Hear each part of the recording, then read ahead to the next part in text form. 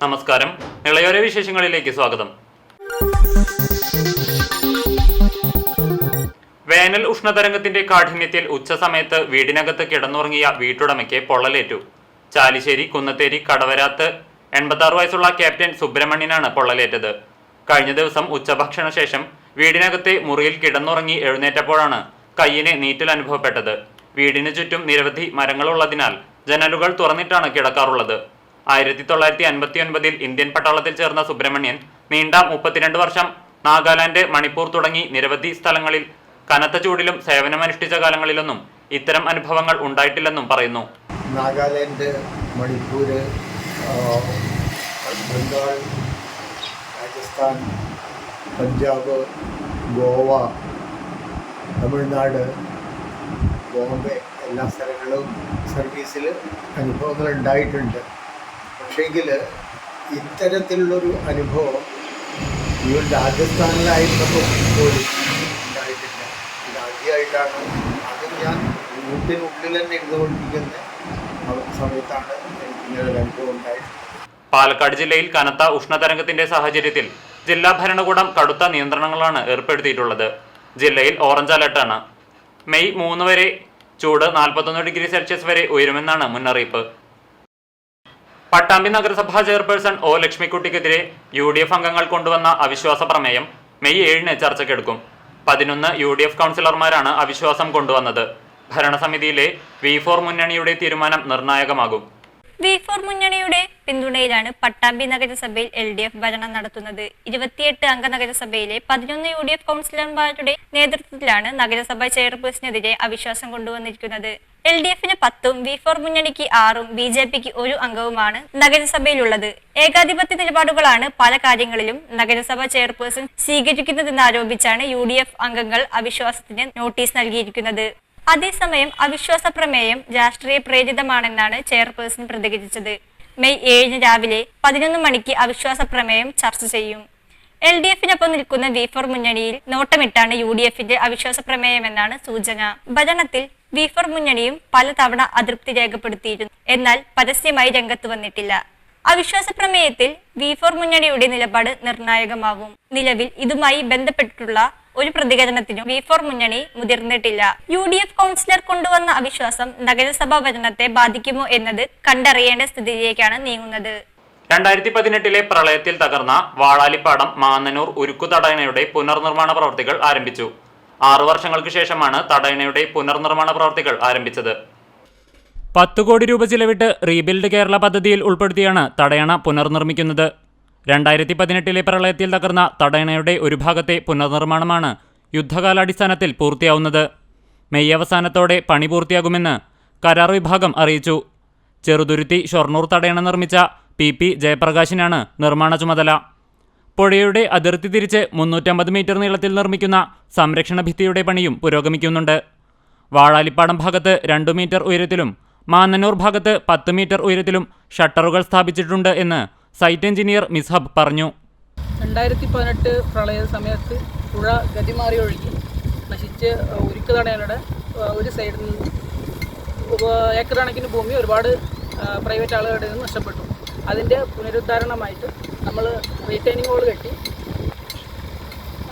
പുനർനിർമ്മാണം ചെയ്ത് അവർക്ക് ഭൂമി തിരികെ കൊടുക്കുന്നതാണ് എന്നോട് നമ്മുടെ പ്രൊജക്റ്റ്. പട്ടാമ്പിയിലെ PP ജയപ്രകാശ് എന്ന കോൺട്രാക്ടറുടെ വർക്കാണ് ഇവിടെ നടക്കുന്നത്. ദിവസം ഒരു 40-50 പേര് അന്യസംസ്ഥാന തൊഴിലാളികളും മലയാളികളും ഉൾപ്പെടെ ഒരുമിച്ച് ചേർന്ന് നടത്തിക്കൊണ്ടിരിക്കുകയാണ്. രാവും പകലും ഇല്ലാതെയാണ് ഇവിടെ പണി നടന്നുകൊണ്ടിരിക്കുന്നത്. ഇത് ജൂണ്, അതായത് മഴക്കാലം വർഷകാലം തുടങ്ങുന്നതിന് മുമ്പ് അവസാനിപ്പിച്ചാലാണ് നമുക്ക് കാര്യങ്ങൾ നടന്നു പോകുള്ളൂ. അതിന് മുമ്പ് എന്തായാലും നമുക്ക് തീർക്കും. 10 കോടി ഉള്ളിലാണ് ബഡ്ജറ്റ് വരുന്നത്, പ്ലസ് കുറച്ച് ചിലവുകളും കൂടെ വരുന്നു. 14.63 കോടി രൂപ ചിലവഴിച്ച് 2015 2.5 മീറ്റർ ഉയരത്തിൽ തടയണ നിർമ്മിച്ചത്. കേരളത്തിലെ തന്നെ ആദ്യത്തെ ഉരുക്കു തടയണയാണ് വാഴാലിപ്പാടം മാന്നന്നൂർ തടയണ. 2018 പ്രളയത്തിൽ ഭാരതപ്പുഴയിലെ തടയണയുടെ ഒരു ഭാഗം തകരുകയും പുഴ 75 മീറ്ററോളം ഗതിമാറി ഒഴുകുകയും ചെയ്തിരുന്നു. ഇതിനെ തുടർന്ന് സമീപ പ്രദേശത്തുള്ള കൃഷിക്കാരുടെ ഏക്കർ കണക്കിന് കൃഷി നശിക്കുകയുമുണ്ടായി. CCTV ന്യൂസ് തളി. സംസ്ഥാനത്തെ ഈ വർഷത്തെ SSLC പരീക്ഷാഫലം മെയ് 8-നും ഹയർ സെക്കൻഡറി പരീക്ഷാഫലം മെയ് 9-നും പ്രസിദ്ധീകരിക്കും. വൈകിട്ട് 3 മണിക്കാണ് 2 പരീക്ഷകളുടെയും ഫലപ്രഖ്യാപനം. വൊക്കേഷണൽ ഹയർ സെക്കൻഡറി ഫലവും മെയ് 9-നുണ്ടാകും.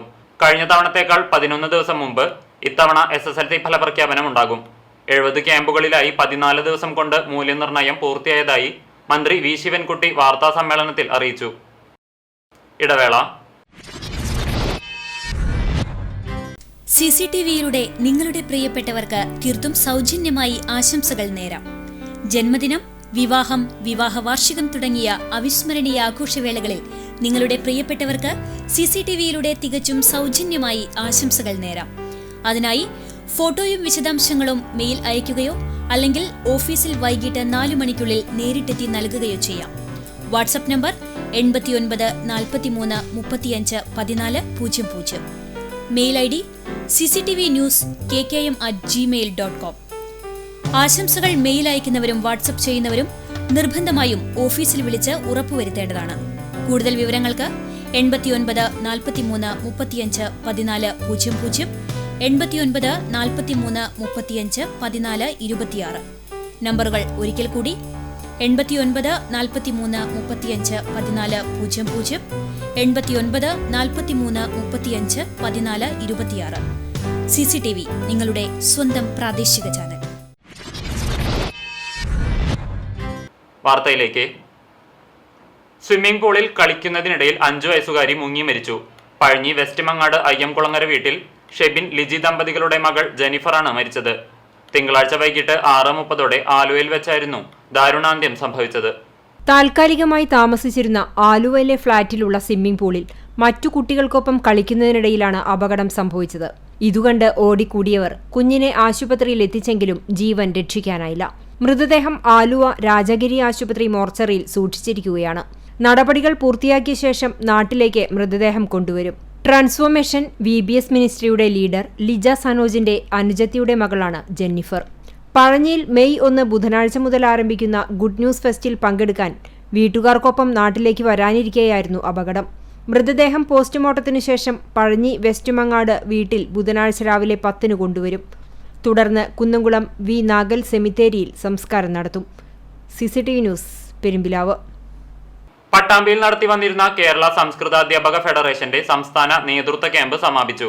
സമാപന സമ്മേളനം ഡോക്ടർ PV രാമൻകുട്ടി ഉദ്ഘാടനം ചെയ്തു. 2 ദിവസങ്ങളിലായി പട്ടാമ്പി വെൽക്കം ടൂറിസ്റ്റ് ഹോമിൽ വെച്ചാണ് കേരള സംസ്കൃത അധ്യാപക ഫെഡറേഷന്റെ സംസ്ഥാന നേതൃപരിശീലന ക്യാമ്പ് സംഘടിപ്പിച്ചു വന്നിരുന്നത്. ക്യാമ്പിന് സമാപനമായി. സംസ്കൃതം ഓഫീസേഴ്സ് തസ്തിക ഉടനടി നികത്തണമെന്ന് നേതൃക്യാമ്പ് ആവശ്യപ്പെട്ടു. സമാപന സമ്മേളനം പ്രൊഫസർ ഡോക്ടർ PV രാമൻകുട്ടി ഉദ്ഘാടനം ചെയ്തു. യൂണിവേഴ്സിറ്റി തരത്തിലുള്ള പ്രശ്നങ്ങൾ നേരിടുന്ന ചില സമിതികളിലൊക്കെ ഞാൻ അതിൽ അംഗമാണ്. അതുകൊണ്ട് സംസ്കൃത അധ്യയനത്തിൻ്റെയും അധ്യാപനത്തിൻ്റെയും പ്രശ്നങ്ങൾ മനസ്സിലാക്കുകയും സംസ്കൃതത്തെ പുതിയ കാലത്തിന് യോജിച്ച രീതിയിൽ പുതിയ കാലത്തെ ജ്ഞാനധാരകളുമായി ആരോഗ്യകരമായ സംവാദങ്ങൾ രൂപപ്പെടുത്തുന്നതിനൊക്കെയായിട്ട് നിരവധി വേദികൾ, നിരവധി സംരംഭങ്ങൾ, നിരവധി ഉദ്യമങ്ങളൊക്കെ സംസ്കൃതത്തോട് ബന്ധപ്പെട്ട സംസ്കൃതത്തെ സ്നേഹിക്കുന്ന നിരവധി ആൾക്കാർ രൂപം കൊടുത്തിട്ടുണ്ട്.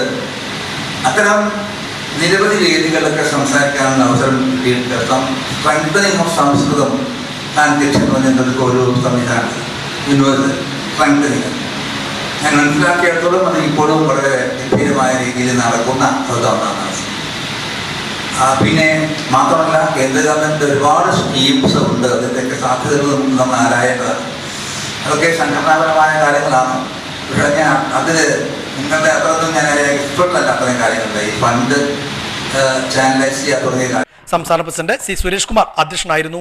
VP Aravindakshan, CP Sanalchandran, TK Santhosh Kumar, CP Suresh Babu, doctor Rajakrishnan തുടങ്ങിയവർ പങ്കെടുത്ത് സംസാരിച്ചു. സംസ്കൃത സേവാ പുരസ്കാരത്തിന് അർഹനായ സംസ്ഥാന സെക്രട്ടറി MV വിവേകിനെയും കാഞ്ചീപുരം സർവകലാശാലയിൽ നിന്നും ജ്യോതിശാസ്ത്രത്തിൽ PhD നേടിയ സംസ്ഥാന ജനറൽ സെക്രട്ടറി P പത്മനാഭയെയും ചടങ്ങിൽ ആദരിച്ചു. അദിത് കൃഷ്ണ മെമ്മോറിയൽ ചാരിറ്റബിൾ സൊസൈറ്റിയുടെ അദിത് കൃഷ്ണ മെമ്മോറിയൽ സ്കോളർഷിപ്പ് വിതരണം നടത്തി. പൊതുപ്രവർത്തന രംഗത്തെ സമഗ്ര സംഭാവനക്കുള്ള പുരസ്കാര വിതരണവും സാംസ്കാരിക കൂട്ടായ്മയും വിദ്യാഭൂഷണി വായനശാലയുടെ സംയുക്താഭിമുഖ്യത്തിലാണ് നടത്തിയത്. വിദ്യാപോഷിണി വായനശാലയിൽ നടന്ന പരിപാടി പാലക്കാട് ജില്ലാ library council president TK Narayanadas master ഉദ്ഘാടനം ചെയ്തു. എന്താണ് ഈ മുതലാളിത്ത വ്യവസ്ഥ? അത് എങ്ങനെയാണ് കാപട്യപൂർണ്ണമായി മനുഷ്യനെ ചൂഷണം ചെയ്യുന്നത്? എങ്ങനെയാണ് ഒരുപിടി ആളുകൾക്ക് വലിയ ധനസമ്പാദനത്തിനിടയ്ക്ക് മഹാഭൂരിപക്ഷത്തിനും നിരക്ക് തുല്യമായ ജീവിതം നൽകുന്ന ജീവിതം എങ്ങനെയാണ്? അതിൻ്റെ കാപട്യം എന്ത് എന്ന് വളരെ കൃത്യമായി കണ്ടെത്തി അത് ലോകത്തെ അറിയിക്കാൻ വേണ്ടി ശ്രമിച്ച ഒരു ജീവിതമാണ് മാർക്സിൻ്റെ. അതിലൂടെ അദ്ദേഹം ചോദിച്ച പുസ്തകമാണ് മൂലധനം. എന്താണ് മൂലധനത്തിൻ്റെ ക്രൗര്യം?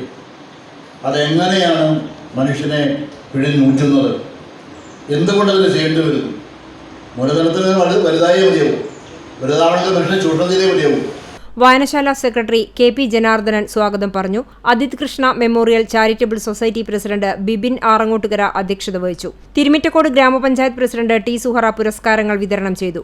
ചാത്തന്നൂർ ഗവൺമെന്റ് ഹയർ സെക്കൻഡറി സ്കൂളിലെ 2ാം വർഷ കമ്പ്യൂട്ടർ സയൻസ് വിദ്യാർത്ഥി മാധവ് M, 1ാം വർഷ കമ്പ്യൂട്ടർ സയൻസ് വിദ്യാർത്ഥി അഭിനവ് C, സമഗ്ര സംഭാവന പുരസ്കാരത്തിന് അർഹനായ T രാമൻകുട്ടി എന്നിവർ പുരസ്കാരങ്ങൾ ഏറ്റുവാങ്ങി. ജില്ലാ panchayat member Anu Vinod, Thrithala block panchayat member Sreelatha M, Vadakkanchery block panchayat member Manjula M, ward മെമ്പർമാരായ ഗ്രീഷ്മ അനിൽകുമാർ, മധു MP എന്നിവർ പങ്കെടുത്തു. തുടർന്ന് നടന്ന സാംസ്കാരിക കൂട്ടായ്മയിൽ സമൂഹത്തിന്റെ വിവിധ മേഖലകളിലുള്ളവർ പങ്കെടുത്തു. വായനശാല പ്രസിഡന്റ് VP സുനീഷ് നന്ദി പറഞ്ഞു. CCTV news Thrithala. ഇതോടെ നിളയോര വിശേഷങ്ങൾ സമാപിക്കുന്നു. നമസ്കാരം.